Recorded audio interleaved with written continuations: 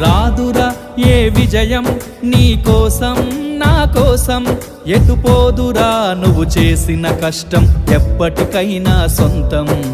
కాలంతో పయనించేవాడికి కానిది ఏముంది, సాధనతోనే సాధ్యమవ్వునని సదాశయంతో సాగర ముందుకు. రాదురా ఏ విజయం నీ కోసం నా కోసం, ఎటు పోదురా నువ్వు చేసిన కష్టం ఎప్పటికైనా సొంతం.